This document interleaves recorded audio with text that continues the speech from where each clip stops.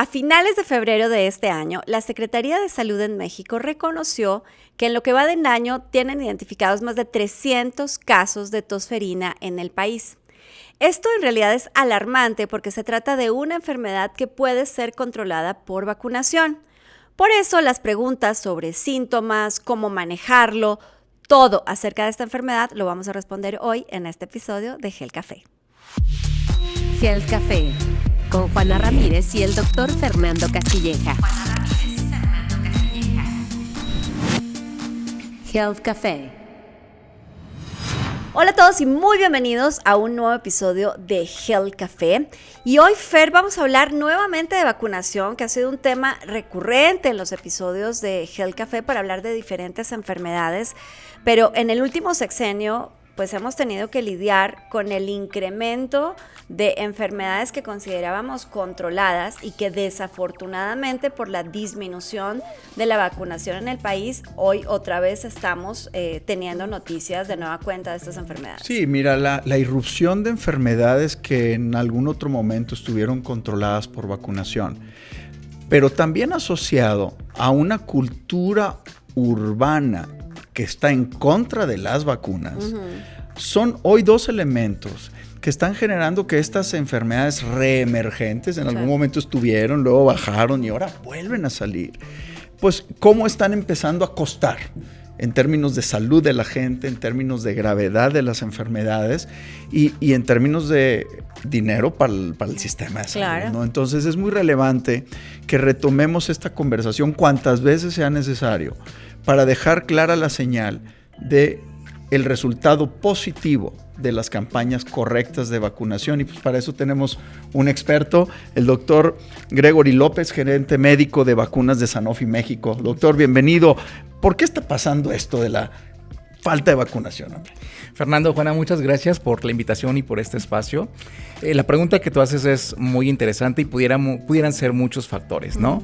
Pero el principal, bueno, recordemos que venimos saliendo de una pandemia en donde por situaciones de desconocimiento al principio del virus, se hizo un llamado a nivel mundial de interrumpir sobre todo las campañas de vacunación masiva, con la intención de primero conocer cómo se llevaba a cabo la transmisión de la enfermedad y de qué manera podíamos prevenir y disminuir la contagiosidad. Después de ello, la misma Organización Mundial de la Salud invita a que se retomen las coberturas de vacunación y es ahí donde hemos venido trabajando, sobre todo para tratar de mejorar estas coberturas, porque durante pandemia estuvimos aproximadamente en un 40% de coberturas y obviamente conforme fuimos saliendo de la misma, pues hasta por el 2022, que son los datos que tenemos públicos, llegamos hasta un 80% aproximadamente. No es malo, pero al final del día nos hace todavía falta, porque por ejemplo, para la vacuna hexavalente, que protege contra 6 enfermedades, incluyendo esta enfermedad de tosferina, ¿no?, necesitamos coberturas del 95% o mayores. Entonces, tenemos que seguir trabajando para llegar a ese objetivo. Doctor, pero a ver, entremos al tema. Hablaba yo al comienzo del episodio de estos más de 300 casos confirmados en México que de hecho dieron paso a una alerta sanitaria. Claro.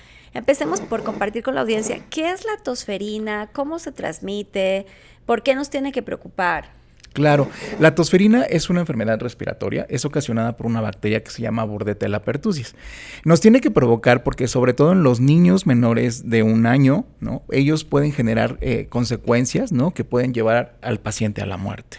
¿Por qué? Porque el paciente cuando adquiere la enfermedad tiene una primera fase que se llama fase catarral, en donde esta dura de 1 a 7 días y básicamente esta enfermedad puede evolucionar como una gripa, ¿no?, en donde el paciente va a tener obviamente enrojecimiento de los ojos, van a llorarle, van a tener escurrimiento nasal, se van a inflamar las mucosas nasales. En el caso de los chiquititos, pues van a estar irritables, llorosos, ¿no? Y inclusive puede no haber fiebre alta, ¿no?, sino nada más una ligera elevación y posteriormente va a evolucionar a una fase paroxística, en donde básicamente se caracteriza por tener accesos de tos, que de alguna manera entre cada acceso y acceso el paciente va a tratar de jalar aire hacia los pulmones y le va a costar mucho trabajo, inclusive se va a escuchar como un canto de gallo, un chillido, un silbido.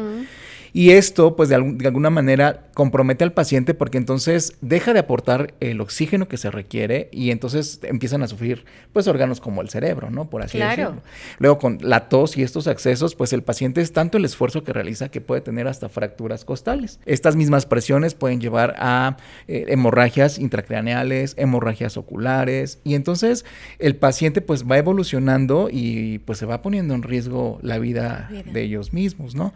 Posteriormente de esta fase que es la paroxística que puede durar hasta 2 meses viene la fase de convalecencia o de recuperación que puede tardar, puede ser entre 1 mes y medio, 2 meses, la tos va a ir disminuyendo gradualmente, ¿no? Y bueno, pues el paciente se va a recuperar. Pero en el caso de los pequeñitos es una enfermedad que sí los pone mucho en riesgo, sobre todo por estas situaciones que se desarrollan. Yo pienso que viendo este escenario, o sea, los muy pequeños están en alto riesgo y las personas, esto no es una enfermedad exclusiva de niños, o sea, también les puede pasar a los adultos, particularmente aquellos que se vacunaron hace demasiado tiempo, ¿verdad? Claro. Y que tienen ciertas condiciones de riesgo, como lo hemos platicado, gente hipertensa, gente diabética más descontrolada, falla cardíaca, pueden tener consecuencias de esta baja de oxigenación importantes. Por eso es importante pues, retomar el tema de vacunación en niños, pero también en adultos.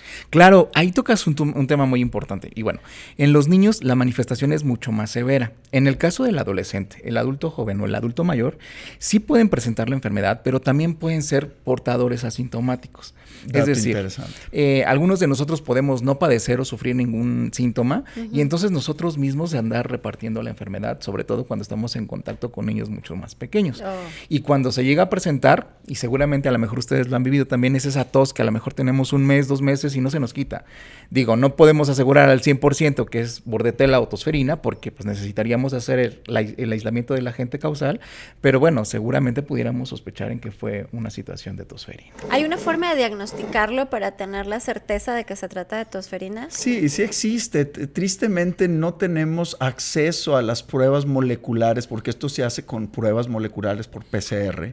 Tristemente no están disponibles en todo el país, salvo algunos hospitales privados pueden tener acceso y además son caras.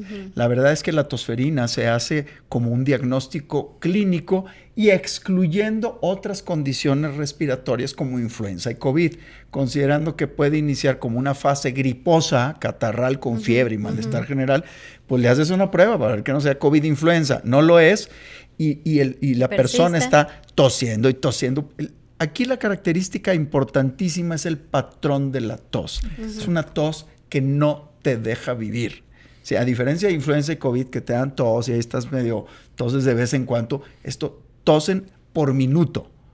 Por minuto están tosiendo y es algo incontrolable. Entonces eso hace el diagnóstico clínico y aquí el tema es que es tratable también. Tratable con antibióticos. ¿Y tratable curable?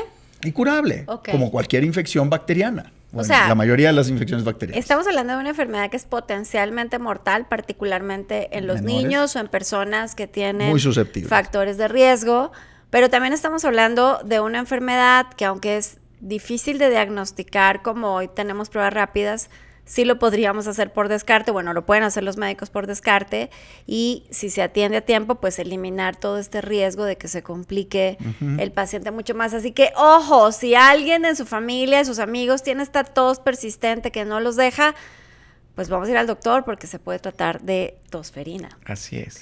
Pero bueno, entonces, ¿por qué sí, y en esto nos vamos a cansar de decirlo, es importante la vacunación? ¿Qué es lo que evitamos? Evitamos contagiarnos, evitamos que sea más complicado, como en el caso de COVID, ¿no? Que lo hemos aprendido en otros episodios. Porque sí hay que vacunarse, doctor. Sí, hace rato Fer comentaba algo muy importante y tú también preguntabas esta parte de la vacunación, ¿no? ¿Cada cuándo y por qué nos debemos de vacunar? Bueno, la vacunación contra tosferina debe ser a lo largo de la vida. Es decir, voy a empezar primero por el grupo de las pacientes embarazadas, ¿no? Ellas deben de recibir un refuerzo en cada embarazo, sobre todo en el último trimestre del embarazo.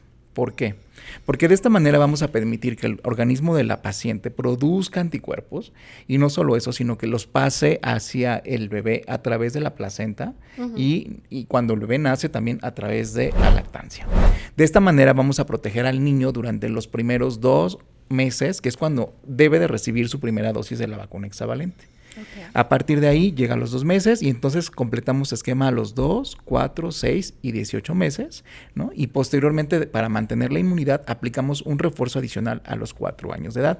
Eso es lo que abarca nuestro programa de vacunación. Recientemente, en el 2023, en los lineamientos de vacunación, incluyeron ya por primera vez también la vacunación de personal de salud, sobre todo aquellos que están en contacto con niños menores de 1 año. Uh-huh. Pero desafortunadamente ya los refuerzos no continúan en las demás edades en el sector público. Pero si nosotros nos acercamos con nuestro médico de confianza, podemos aplicar un refuerzo cada 10 años y proteger al paciente contra 3 enfermedades: difteria, tosferina y tétanos. Y entonces eso nos permite mantener una inmunidad, hacemos un efecto protector, sobre todo sobre las personas más vulnerables, y pues evitamos que los niños se pongan en riesgo, ¿no? Bueno, pues a ver, ustedes recordarán que tuvimos aquí en este estudio, todavía en campaña, al doctor David Kersanovich y al doctor Héctor Jaime Ramírez Barba. A los dos les mandamos un abrazo y son amigos de esta casa, pero sí he de decir que desde el momento de campaña para el doctor David Kersanovich, hoy secretario de Salud, era claro que había que retomar el programa de vacunación, que yo sé, doctor Gregory, que tú eres políticamente correcta, yo no tanto, pero es que también entendamos, tú decías al comienzo, Fer, de la población que de repente tiene estas actitudes antivacunas, que por suerte no son tan grandes y tan extendidas en América Latina como sí en otros países. Pero pues es que cuando veíamos a un doctor Alcocer diciendo que él no vacunaba a sus nietos, pues es que eso confunde, ¿no? Y este peligro de mezclar política, conciencia, definitivamente no fue una buena mezcla, y fue muy desafortunado en el caso de México, porque algunas instituciones y ONGs reportaron que apenas 3 de cada 10 niños en México tenían el esquema de vacunación completo.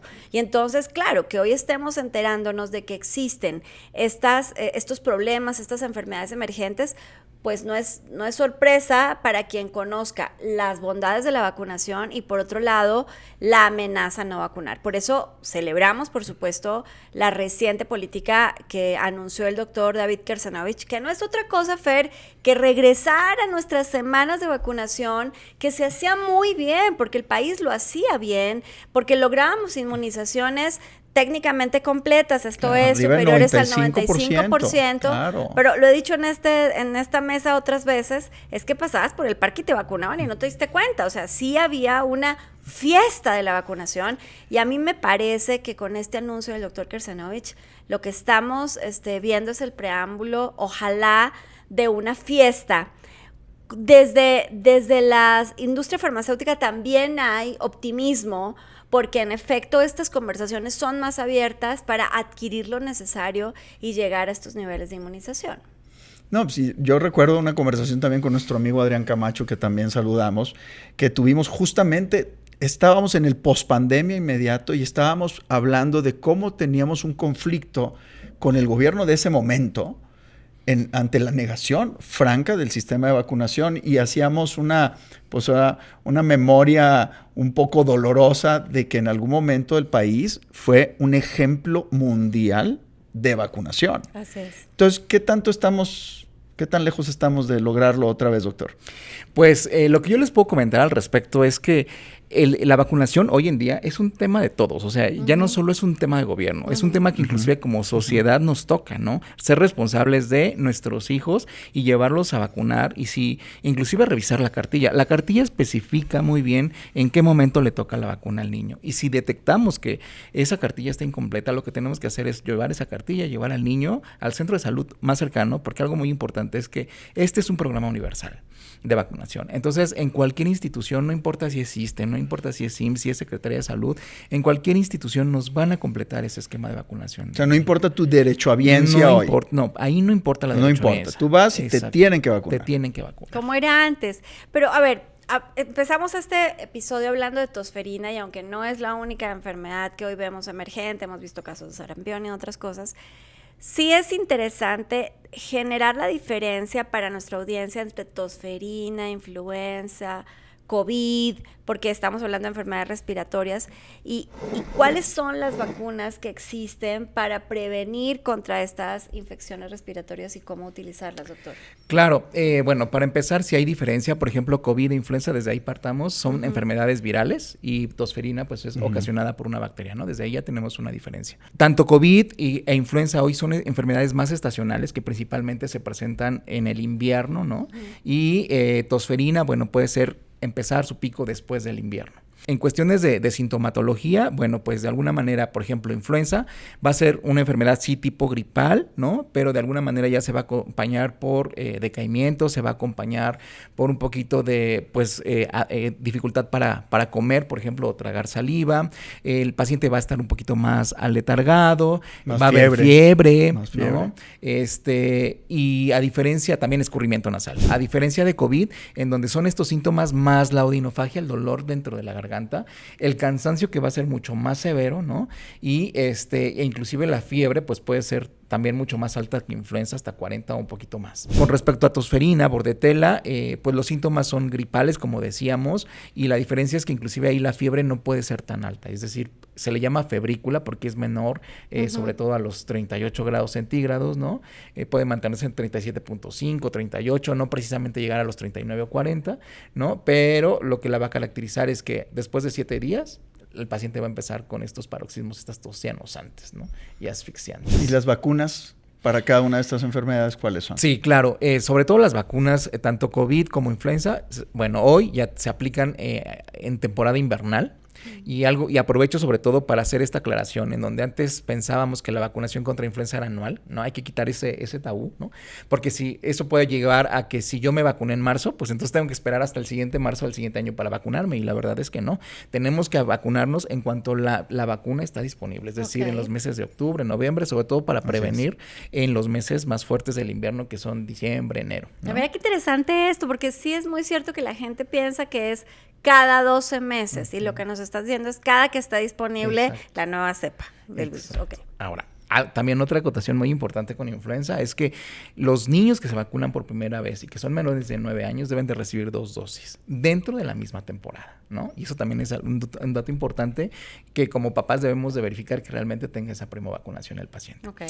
La vacunación contra tosferina, bueno, decíamos en cada embarazo, en las pacientes embarazadas, en el caso de los niños a los 2, 4, 6 y 18 meses, que es la vacuna hexavalente, y que es donde también se encuentra la protección contra la tosferina, y 5 enfermedades más, incluyendo la poliomielitis, otra enfermedad también importante, y posteriormente su refuerzo a los 4 años de edad para mantener la inmunidad. Muy bien. Fer, ¿cómo ves este nuevo escenario en el que, por un lado, ustedes están enfrentando como médicos la aparición de estas enfermedades, pero por otro, yo sí creo que tenemos una ventana de esperanza en que vamos a retomar los esquemas de vacunación que teníamos? Mira, yo lo veo como una oportunidad, pero una oportunidad donde, como dijiste, doctor Gregory, la población también se torne activa, no sea un recipiente pasivo de las indicaciones del médico o del sistema, sino que activamente busquen protegerse y proteger a su familia. Yo creo que es una responsabilidad de ambos lados, no nada más del gobierno. El gobierno y el sistema de salud debe hacer disponibles las vacunas, pero la gente tiene que ir por ellas también, ¿verdad? Y si bien hay campañas a las que tenemos que responder, tanto los médicos participando activamente en generar la vacunación, como la gente yendo a por las vacunas, creo que es importantísimo que tengamos esta cultura común, ¿no? Hay una crisis de enfermedades crónicas, hay una crisis de enfermedades relacionadas con diabetes, con cáncer, con infartos y demás, que tienen como causa problemas muy profundos de cultura. La vacunación, que no se convierta en uno de esos problemas profundos. O sea, creo que es una oportunidad grandísima para que la hagamos parte del día a día y que no sea una cuestión o un tema tabú.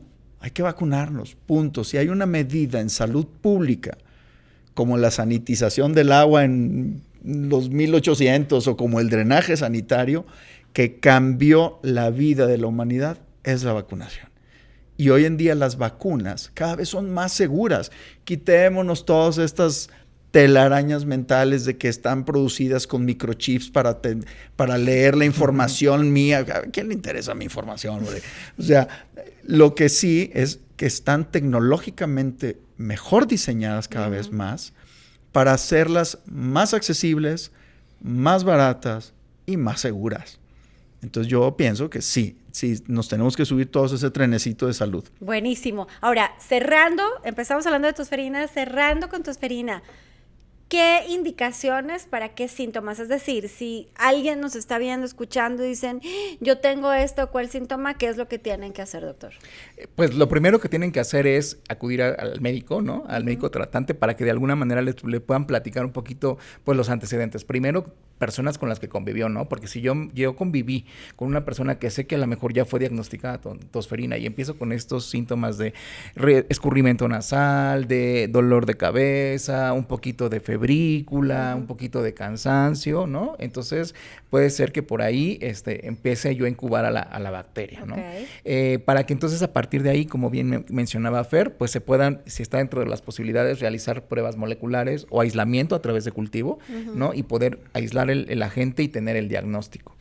Lo más importante es no automedicarse, ¿no? Es siempre acudir con ellos, porque al final del día también nos enfrentamos a otro problema que seguro es tema de conversación en otro momento, que es la resistencia antimicrobiana, ¿no? Entonces tampoco es como dar antibióticos por dar antibióticos, porque si bien hay tratamiento y se puede pues curar al paciente, hay que saber en qué momento también darlo y en qué momento a lo mejor ya no le va a hacer nada, ¿no? Entonces ahí solamente serán como medicamentos que le ayuden a mantener pues un poquito la estabilidad, pero no precisamente es que lo vayan a curar, ¿no? Por completo.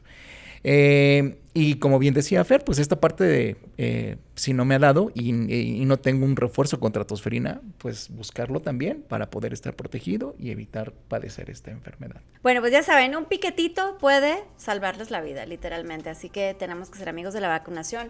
Doctor Gregory López, gerente médico de vacunas de Sanofi México, muchísimas gracias por acompañarnos en Gel Café. A ustedes por la invitación y muchas gracias también por tocar estos temas que son súper importantes, de verdad, un tema apasionante.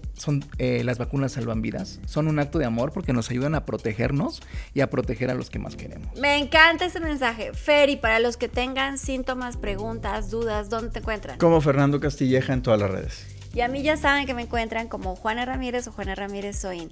Nos vemos el próximo miércoles aquí en Gel Café para hablar de los temas de salud.